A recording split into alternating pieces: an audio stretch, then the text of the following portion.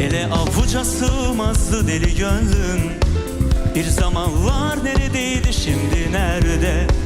İster güneş o yak beni, yağmurum ola at beni. Aklım başka, duygularım başka yerde.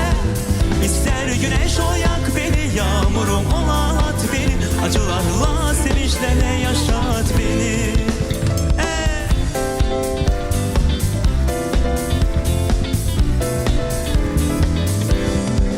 Bir deli rüzgar savurdu beni böyle. Umutlu tutsak benim altın kafeste.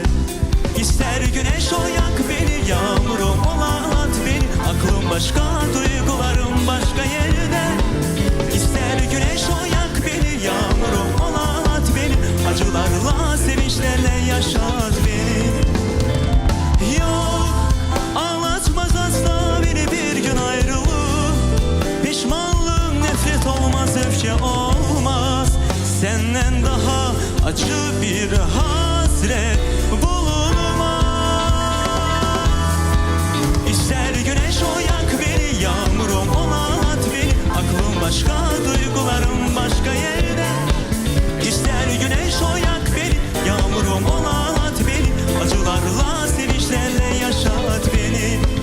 İster güneş o yak beni, yağmurum ola at beni. Aklım başka, duygularım başka yerde.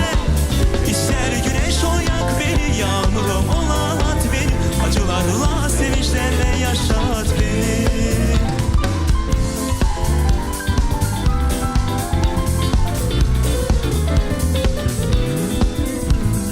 Yok, ağlatmaz asla beni bir gün ayrılık.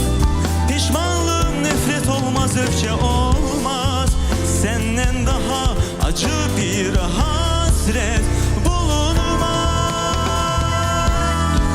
İster güneş o yak beni, yağmurum ola at beni. Aklım başka, duygularım başka yerde. İster güneş o yak beni, yağmurum ola at beni. Acılarla, sevinçlerle yaşat beni. Bir yerde ister güneş o yak beni, yağmurum ola at beni. Aklım başka, duygularım başka yerde.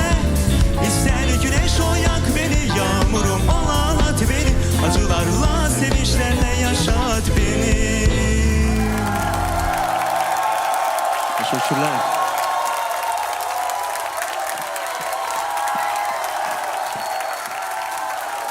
Emil Tağıyev dostlar. Emil.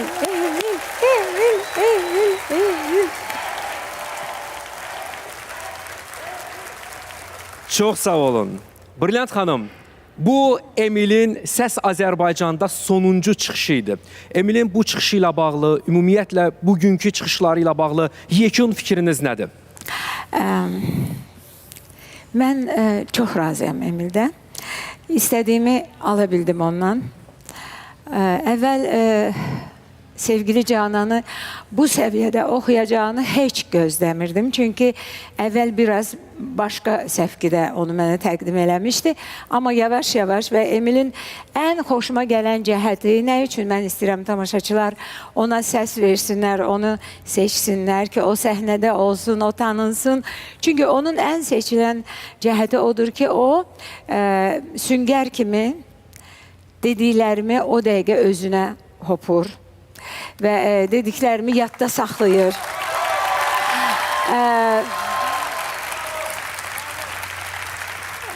Emil elə bir istedaddır ki, o çox şahəli və çox janrlı bir müğənni ola bilər. Allah qoysa mənim sözlərimə elə bir fikirləşəm ki, bundan sonra da qulaq asacaq. Mənim dediyim mahnıları dinləyəcək və mənim dediyim kimi sənətdə addımlayacaq. Ona ümid əminəm. Bəli. Sevgili Canan çok hoşuma geldi. Bilirsiniz ki Üzeyir Bey, şimdi bu hiç kime sir değil mi, artık bunu demişəm. Opera oxuyanlar çox vaxt milizmalardan istifadə eləmirlər, daha çox səslərinə güc verirlər. Mən istədim Üzeyir Bəyi muğam tərəfdən göstərim. İstədim o Bayaçırazdan başlayıb Seygaha keçməyi filan, onları özəlliklə vurğulamasını istədim və mən buna nail oldum. Emil, çox sağ ol bunun üçün. Üzeyir bəy üçün Siz sağ çox olun. sağ ol. Sevgili Canan üçün çox sağ ol. Çox ürəyimcə oldu. Çox ürəyimcə oldu.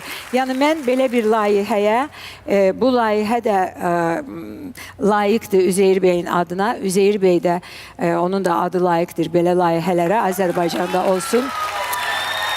Çox istəyirdim ki, bu layihədə səhnədən Üzeyir bəyin adı səslənsin. Bir də mən istəyirəm tamaşaçılarımızdan xahiş edim Emilə səs versinlər. Nə üçün? Çünki gördüyünüz kimi Emil həm Üzeyir bəy oxudu, həm muğam oxudu, həm gəldi estrada musiqisini oxudu, həm geniş diapazonlu bir son səssiz gəmini oxudu. Ona görə onun artıq çox şahəli ola biləcək bir sənətçi olmağına əminəm. İstəyirəm siz də onu seçəsiniz. Təşəkkür edirik Brilliant Dadaşova xanımlar və cənablar.